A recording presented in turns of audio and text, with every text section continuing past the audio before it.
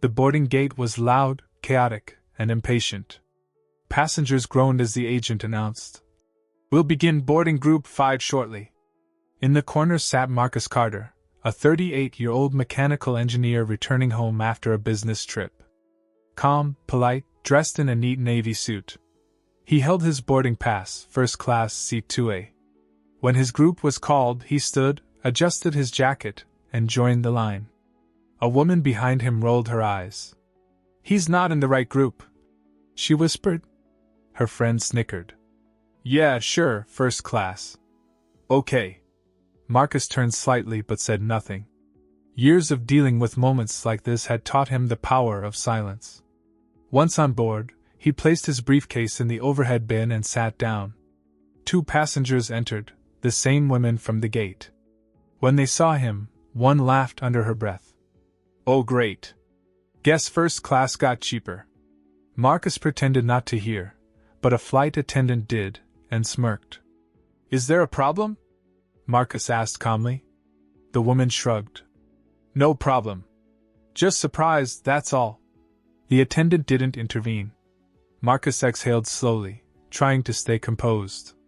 But what none of them knew was that within the next hour, the entire flight would turn into a battleground, and the captain himself would do something that no one on that plane would ever forget. Because in 35,000 feet of air, silence was no longer enough. The plane took off smoothly. Marcus opened his laptop, reviewing a presentation for a project he just secured, a multi-million-dollar energy contract. He didn't notice the 2 women whispering behind him until one said loudly, "Must be nice when companies hand out seats for sympathy." The flight attendant chuckled as she poured coffee for another passenger. Marcus turned slowly. "Excuse me?" The woman smiled. "Oh, nothing. Just talking." He looked at the attendant, expecting some kind of correction. Instead, she shrugged. "Maybe just ignore them, sir. Let's not cause trouble." "Let's not cause trouble." The word stung. As if he was the disruption, not the people mocking him. He nodded stiffly and returned to his laptop. Minutes later, the attendant returned with the beverage cart. "Would you like a drink, sir?" Marcus smiled politely. "Yes, water, please." She handed him a cup, then immediately turned to the women behind him. "And for you ladies?" "Oh, champagne," one said cheerfully. "You know, it's funny, we were just saying, not everyone in first class fits the usual vibe." The attendant laughed. "Well, we try to be inclusive these days." Marcus froze. His hand tightened around the cup. "Excuse me," he said quietly. "What's that supposed to mean?" The attendant's smile faded. "Sir, please don't raise your voice." "I didn't," he said. "I just asked a question." Other passengers began glancing over. The women rolled their eyes. "He's being aggressive now." That word, aggressive, cut through the air like lightning. Marcus closed his laptop, heart pounding. "Aggressive? Because I asked what you meant?" The attendant crossed her arms. "Sir, if you continue to disrupt the cabin, I'll have to report this to the captain." The irony burned. But just as the tension hit its peak, a voice came over the intercom. "Ladies and gentlemen, this is your captain speaking." Marcus sighed, hoping the announcement would break the moment. He had no idea that the captain's next words would change everything. "I've been informed of a passenger issue in the forward cabin," the captain said, his tone firm but calm. "So before we go any further, I want to remind everyone on board that respect is not optional, it's required." The cabin went silent. Every head turned. Even the flight attendant froze mid-step. "It has come to my attention," the captain continued, "that a first-class passenger was being mocked for being here, as if success has a color." Murmurs spread instantly. The 2 women stiffened. The captain's voice sharpened. "Let me be absolutely clear. Anyone who cannot treat fellow passengers with dignity is welcome to continue this flight in coach, or on another airline." The attendant's face turned pale. "And to the passenger affected," the captain said, "I want to personally apologize. You don't owe anyone proof of belonging." The intercom clicked off. For a few seconds, no one moved. Then, a slow, firm clap echoed from the back. Another joined. Then another. Within moments, the cabin erupted in applause. Marcus sat frozen, overwhelmed, trying to process what just happened. The flight attendant stood quietly, lips pressed together.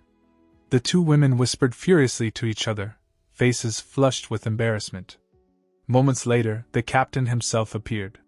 He walked straight into first class, tall, composed, every step deliberate. He stopped at Marcus's seat. "Mr. Carter?" Marcus stood. "Yes, sir." The captain extended his hand. "On behalf of the crew and this airline, I want to apologize for what you experienced. It doesn't reflect our values." Marcus hesitated, then shook his hand. "Thank you, Captain." The captain turned to the two women. "And you too, we'll be filing an incident report when we land. I expect cooperation." They tried to protest. "We didn't mean." The captain cut them off. "Intent doesn't erase impact." He looked around the cabin. "Let's all remember that the skies are big enough for everyone. Let's act like it." He left without another word. The rest of the flight was silent. No laughter. No whispers.